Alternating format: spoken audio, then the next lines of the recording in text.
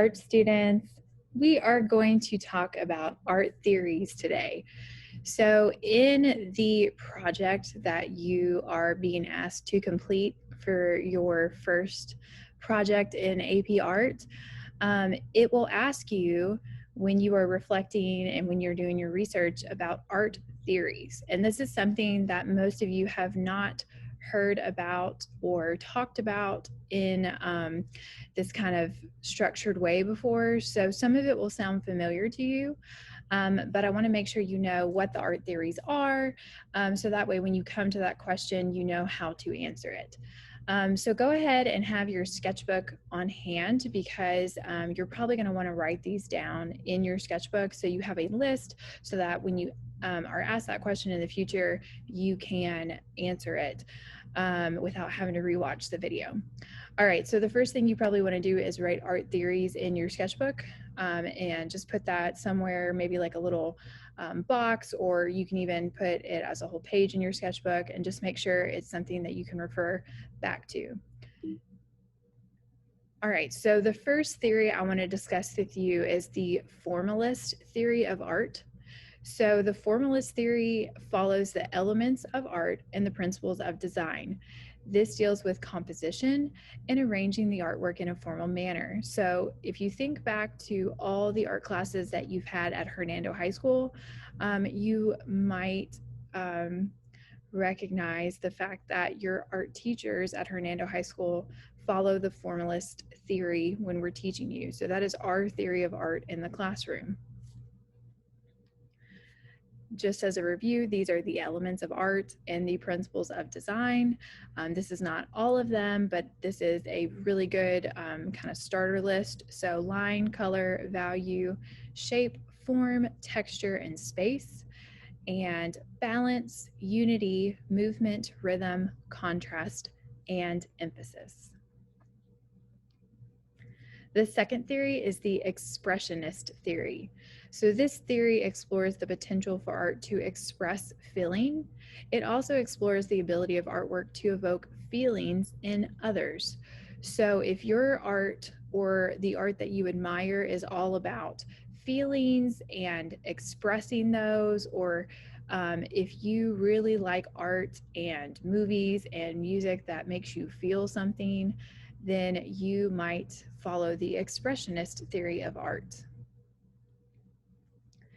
The next theory is the Imitation Theory.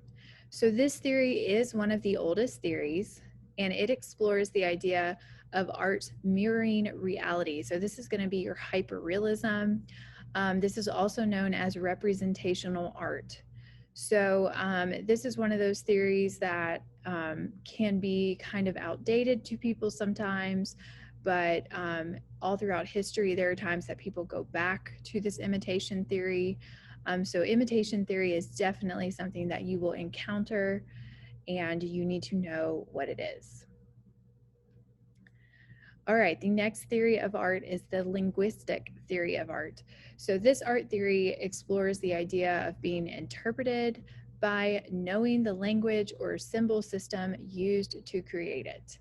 And so if you think that art should always have a lot of symbolism or a deeper meaning, or you're about communicating a complex idea through a very simple image, then you may be someone who has more of a linguistic theory of art. The picture that I have on this slide, the example is of Japanese art. And so the interesting thing about Japanese art and also Japanese poetry, to my understanding, is that if you are Japanese, there is a lot more going on in this painting than what meets the eye. So in a Japanese painting, everything from hairstyle to color to the style of the clothing, to the shape of the sword, to the type of markings that the man has on his face, all of that means a lot to the Japanese people who are seeing it, and so they get a lot more symbolism from it. Just like a haiku to one of us might seem kind of simple, actually every single line of it has a whole lot of just associations for people to their culture. All right, the next theory of art is the instrumental art theory. So, this theory explores the power of art to change the way that people think, behave, or what they believe. It also believes that art can have a function or that it does something. So, think about art that is about a topic or issue and is aimed at bringing awareness. That is going to be instrumental art. The next theory is the Institutionalist Theory. So, this theory of art explains why some art is considered art and why some art is not. So, this is the kind of art that kind of gets focused on aesthetics as a study, not as like actual, visual appeal.